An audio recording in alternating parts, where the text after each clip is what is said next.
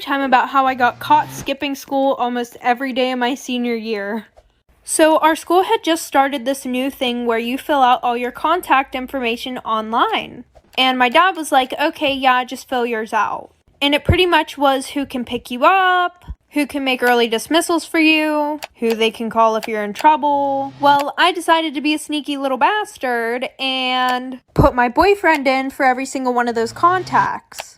I would start school around 7:30 a.m. and I would go to the nurse's office at like 9 a.m. and she would call and my boyfriend would act like my dad and be like, okay, yeah, just let her drive home. Well, my guidance counselor noticed after about 3 months of me never being at school. So she called the number hoping to speak to my dad, but instead she got my boyfriend. And he just thought it was a random person, so he didn't act like my dad, because neither of us knew. Like for part 2. Okay, part 2. Okay, so pretty much what happened after that is she called and like she found out that it wasn't my dad. And then she went digging and like she like called my sister to the office and she was like, what's your dad's phone number? And my sister was like, why? Like, don't you guys have it already? And I also put the same numbers for my sisters so that way in case this day came, then you know, it wouldn't look suspicious. Well, I don't know what she threatened my sister with, but she scared the hell out of her, so she gave her my dad's number. And so my sister told me whenever she got home, so I went to school the next day. And it was like a surprise party whenever I walked in the office. The dean was there, the principal was there, and my guidance counselor. So I got in trouble and then they were like, oh, we're calling your dad. So what did I do? I left before they called him. Extremely toxic best friend story time. So when I was in 8th grade, there was this boy. And this boy would go around telling almost every girl that he liked her. And I was one of those girls. And he would do stuff with all of us. And there were like 11 of us. So we all hated each other. Especially this one girl, and we're gonna call her Abby. And every time we saw each other, we would be super mean to each other. Well, a year passed, we stopped talking to this kid. And I bumped into her at homecoming and basically apologized. So after that, we became best friends. And everything was good until every time I told her about a guy, she would start talking to them. Like this one boy that I was Snapchatting and talking to, she accidentally sent nudes to him and said, oh, sorry, I meant to send them to my boyfriend. So then she called one of my other best friends and said, no, it actually wasn't an accident. And of course he told me because he was my best friend. So I was like, whatever, and stopped talking to the boy. And she did it again, like for part 2. Extremely toxic best friend part 2. So pretty much her excuse for that was, oh, well, he said that he was gonna leak my nudes if I didn't send him them again. Which was a lie because literally half the school already had her nudes. So then I started talking to this other boy. And he lived like right down the street from her.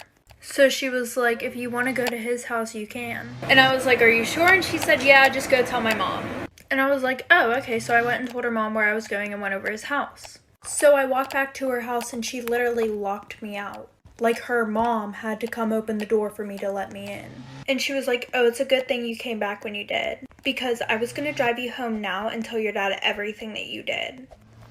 And she goes, I don't think you guys should be together because you're inexperienced. And she would always tell me how he flirts with her all the time. So after our friendship ended, she goes, I just felt like it was always a competition between me and you. Story time about my toxic ex-boyfriend that I met in therapy. Little background information. I was a part of this therapy group where you would go every week and talk about your feelings. Well, I saw this really cute kid, so I wrote down my Snapchat and gave it to him. He added me back, and then we started dating like a week later. And for the first 2 or 3 months, everything was going smooth. And then he became really toxic and controlling. Like, he would always go through my phone. And any guy that I had a streak with, he would accuse me of cheating on him with them. And it got to the point where he was literally so clingy. Like every second of every day he wanted to FaceTime, he had to be talking to me. I had to have my location on. And I would explain to him that I needed my space, but he literally just did not get the hint. So by this point, we were literally on and off all the time. And anytime that I broke up with him, I would block him because I didn't want to think about him. But he started calling my parents and complaining about me, so they blocked him. And then he tried being friends with my brother to get to me. Welcome back to another toxic best friend story time. A little background information. I was friends with this girl since elementary school, and we had a really good friendship until we got into high school. Like, we always got along, never fought over boys. Well, during our freshman year, this new boy started at our school. Well, I started talking to him. And after a month of still talking to him, my best friend goes, "I don't think you should talk to him. He talks to a lot of girls." And because she was my best friend, I didn't think she would lie about that.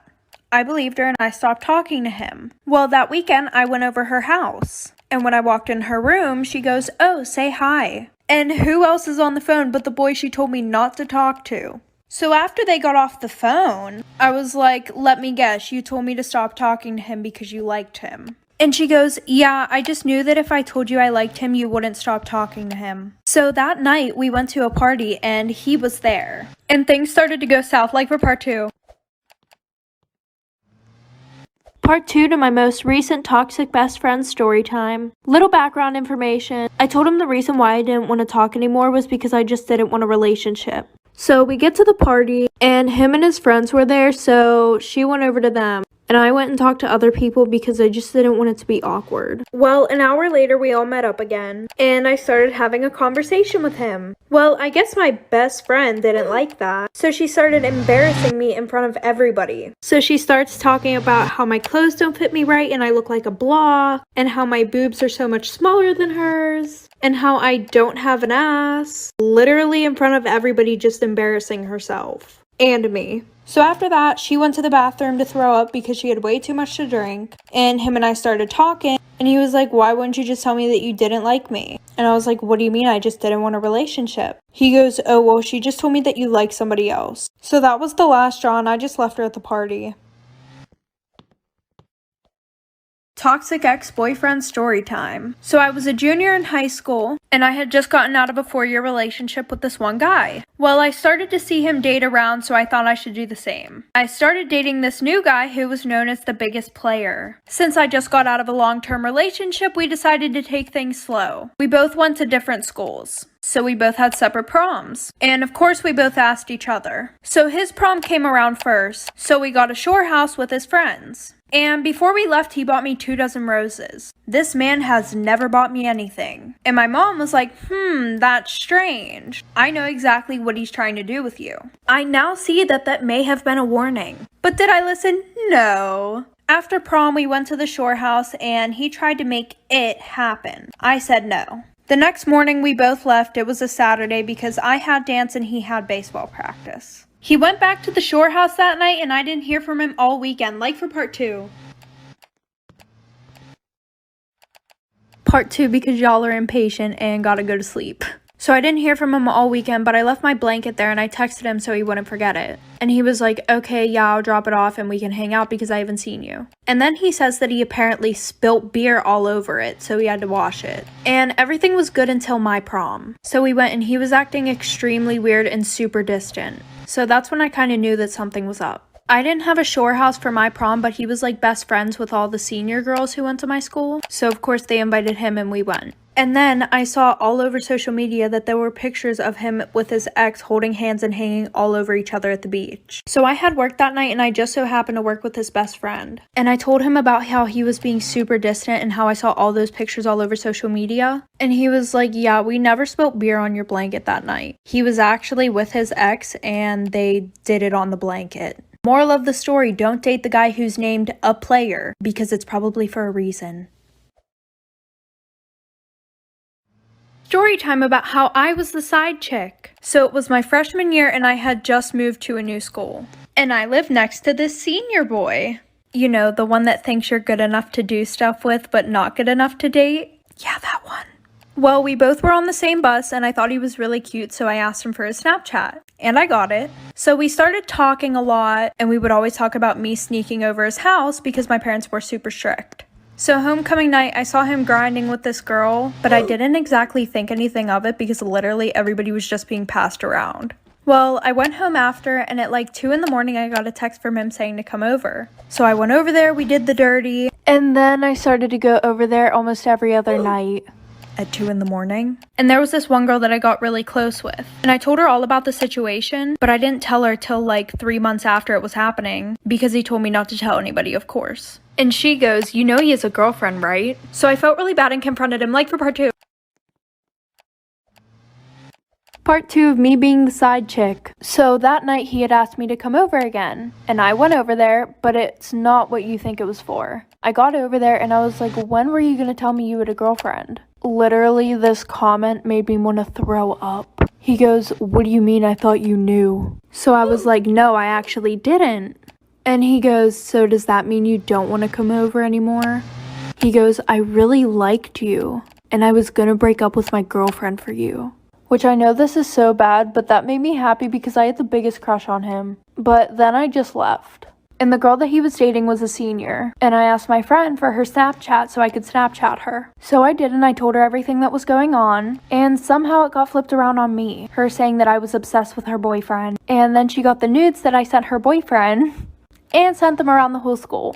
My new school. Moral of the story, if he says he's single, make sure he's actually single.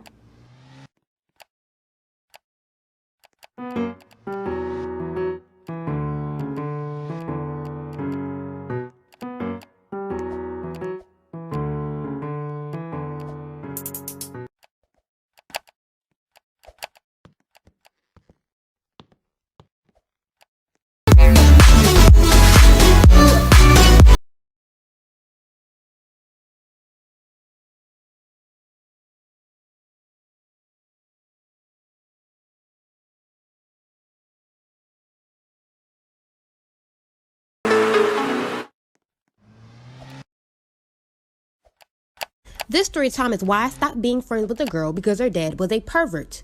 And we're calling her Kim. So me and Kim became friends at school. Over time, we realized we lived close together. So she started coming over to my house and I started going over to hers.